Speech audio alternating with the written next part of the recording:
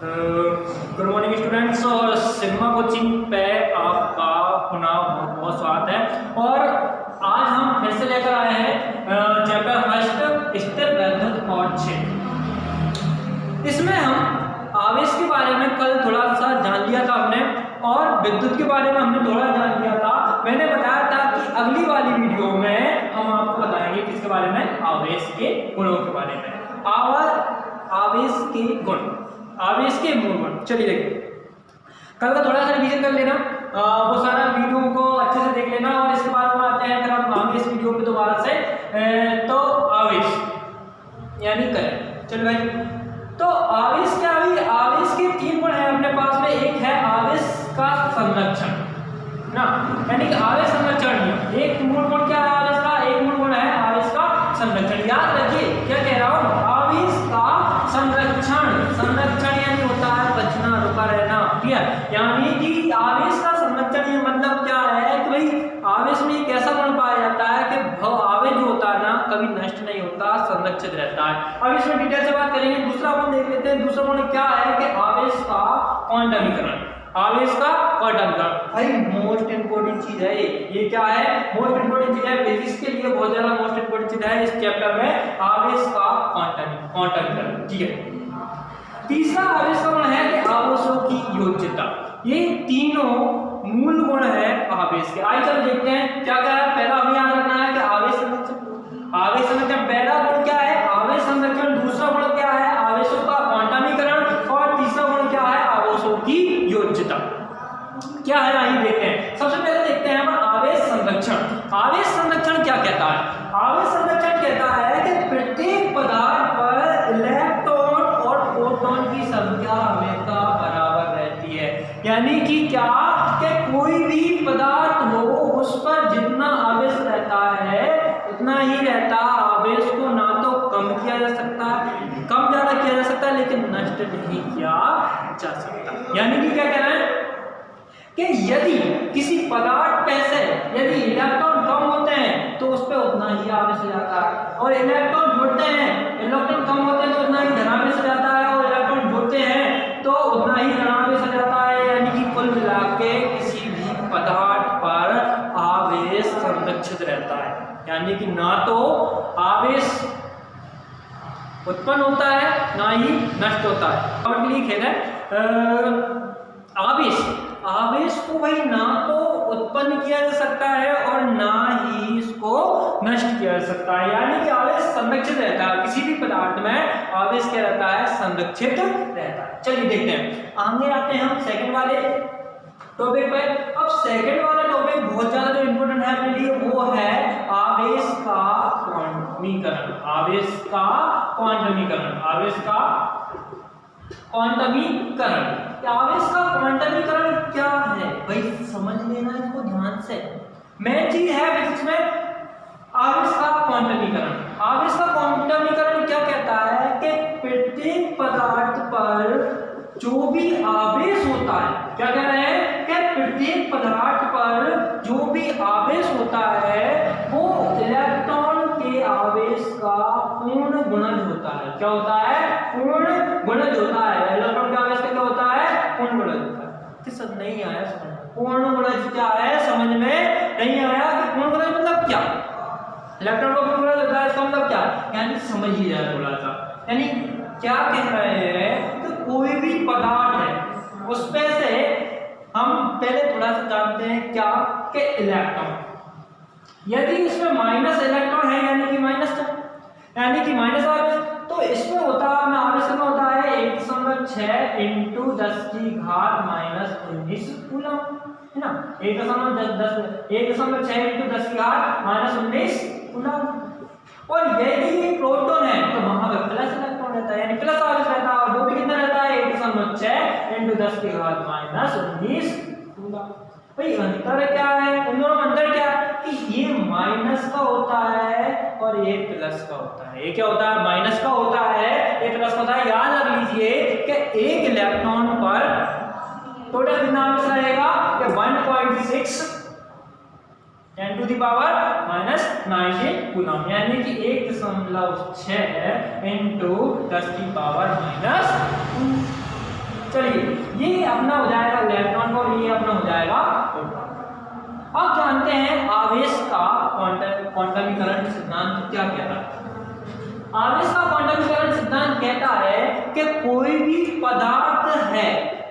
पदार्थ है तो उसमें से यदि इलेक्ट्रॉन निकलेगा तो इलेक्ट्रॉन पूरा ही निकलेगा। ये नहीं कि भैया आधा इलेक्ट्रॉन चला गया, या किसी पदार्थ का इलेक्ट्रॉन आएगा तो पूरा ही आएगा, ऐसा नहीं किया आ जाएगा। यानी कि आवेश का क्वांटमीकरण सिद्धांत क्या कह रहा है, ध्यान से समझ लीजिए, इधर देख लेना कि आवेश का क्वांटमीकरण सिद्धांत क्या कह रहा है कि भाई जितना भी इलेक्ट्रॉन निकलेगा या जितने भी इलेक्ट्रॉन आएगा वो पूर्ण रूप में आएगा, पूर्ण संख्या के रूप में आएगा। यानी कि क्या आएगा, 1 2 3 4 5 6 इस तरह की संख्या के रूप में आएगा। ऐसा नहीं आएगा कि 0.5 इलेक्ट्रॉन आ गया, 0.6 इलेक्ट्रॉन आ गया, 0.7 इलेक्ट्रॉन आ गया, तो ऐसे इलेक्ट्रॉन नहीं आते। यानी कि कैसे आते हैं पूर्ण गुणज के रूप में, यानी 1 2 3 4 5 के रूप में। इस तरह से हमारी परिभाषा क्या बनती है, आवेश के क्वांटीकरण से हम एक परिभाषा निकाल लेते हैं, एक फॉर्मूला निकाल लेते हैं, जिससे हमारे सवाल हल करने में हमारे थोड़ी सी सहायता मिलेगी। यानी कि किसी पदार्थ का जो आवेश होता है, आवेश यानी क्या, क्यों, किसी पदार्थ का जो आवेश होता है वो उस पे उपस्थित इलेक्ट्रॉनों का पूर्ण गुणज होता है। यानी कि Q बराबर N E, N यानी कि क्या है, संख्या है, N यानी क्या है, संख्या है, और E यानी कि क्या, इलेक्ट्रॉनों का आवेश। प्रोटॉन होंगे तो धनावेश होगा और इलेक्ट्रॉन होंगे तो ऋणावेश होगा। यानी कि यहाँ पे अपन एक फॉर्मूला मिल गया Q बराबर N। यानी कि आवेश का क्वांटीकरण सिद्धांत क्या कहता है कि आवेश हमेशा पूर्ण गुणज के रूप में होता है। पूर्ण गुणज मतलब समझ रहे हो, 1 2 3 4, ना कि 0.5 0.6 इस तरह का नहीं, इस तरह का पूर्ण रूप से जाएगा तो पूरा जाएगा, नहीं तो यानी कि एक इलेक्ट्रॉन पूरा जाता है, आधा या टुकड़ों में नहीं जाता। इसी को हम कहते हैं आवेश का क्वांटमीकरण। चलिए इस पे आधारित हम कुछ सवाल देखेंगे। सवाल के लिए मैं नेक्स्ट वीडियो बनाऊंगा और उसमें बताऊंगा आवेश के क्वांटीकरण के। अभी हम नियम को केवल ध्यान देते हैं, फिर सवालों को अच्छे से देखेंगे। चलिए तीसरा नियम है आवेश की योज्यता का नियम। योज्यता का नियम क्या कहता है? योज्यता का नियम कहता है कि कोई भी पदार्थ है तो कोई भी पदार्थ पर, ये मान लीजिए कोई भी पदार्थ है और यहाँ पे Q1 आवेश है, यहाँ पे Q2 आवेश है, यहाँ पे Q3 आवेश है और यहाँ पे Q4 आवेश है। यानी कि इस पदार्थ पर टोटल कितना आवेश होगा, तो वो कह देगा ये टोटल आवेश Q बराबर Q1 plus Q2 plus Q3 है ना, प्लस Q4। यानी कि टोटल आवेश हो जाएगा, उसमें जितना भी आवेश है वो सारा उसमें टोटल। यानी कि हमें याद रखना है कि आवेश की योज्यता का नियम क्या कहता है कि किसी भी पदार्थ पर जो जितने भी आवेश होते हैं वो सारे के सारे जुड़े हुए रहते हैं, आपस में जुड़े रहते हैं, मतलब ये सारे आवेश आपस में जुड़े रहते हैं। ये है हमारे आवेश की योज्यता का नियम। तो यहाँ पे हमने देखा 3 नियम है, आवेश के 3 मूल नियम है। पहला नियम हमने क्या देखा, आवेश के संरक्षण का नियम। दूसरा नियम हमने क्या देखा, आवेश का क्वांटमीकरण का नियम। Very good. तीसरा नियम हमने क्या देखा, आवेश की योज्यता का नियम। सारे नियमों को ध्यान से पढ़ना, लेकिन आवेश के क्वांटमीकरण का नियम बहुत ज़्यादा इंपॉर्टेंट है, इससे रिलेटेड कुछ क्वेश्चन भी आते हैं अपने पेपर में। चलिए, तो इस वीडियो में हम आवेश के गुणों के बारे में देखेंगे।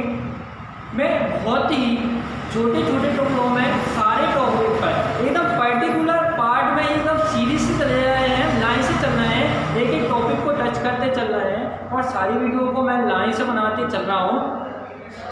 लेकिन उनका साइज हम रखेंगे छोटा, क्योंकि लेंथी वीडियो, बड़ा वीडियो को आप देख नहीं पाते हैं, आपको बीच में कुछ काम आ जाता है, कहीं पे चले जाते हैं और फिर बीच को उसमें दोबारा से शुरू नहीं कर पाते हैं। तो हम छोटी वीडियो को बना रहे हैं, जिससे क्या होगा कि आप आसानी से उसको कहीं पे भी देख सकें और उसको एक बार में पूरा कर सकें। कम टाइम रहता है, जल्दी से पूरा हो जाता है और आसानी से उसको समझ सकें, बार बार रिवीजन कर सकें। ऐसा ना हो कि कोई सा टॉपिक आपने, बड़ी वीडियो रहती है, कोई सा टॉपिक आपने बीच में छोड़ा, फिर उसको देख रहे हैं, पूरा वीडियो देखना पड़ता है। इसलिए छोटी वीडियो बना रहे हैं जिससे आपको क्या होगा कि आप आसानी से किसी भी टॉपिक को आसानी से टच कर सको। इसमें आपको आवेश के तीनों गुणों के बारे में आपको मिल जाएगा और बहुत ही अच्छे से कोशिश करेंगे कि आपको और अच्छे समझ में आए। तो इसके कुछ नियम हैं, फिजिक्स के कुछ नियम हैं, कुछ बायोग्राफी हैं, उनके भी हम डिजिटल यानी वर्चुअल वीडियो तैयार कर रहे हैं कीमोजो की सहायता से, जिससे आपको याद करने में, विजुअलाइजेशन करने में बहुत ज़्यादा आसानी हो और आप बहुत लंबे समय तक कोई भी सिद्धांत, नियम, परिभाषाओं को आसानी से याद रख सकें। तो इन सब के लिए आपको क्या करना है, हमारे चैनल को अभी सब्सक्राइब करें और वीडियो को लास्ट तक देखने के लिए थैंक यू।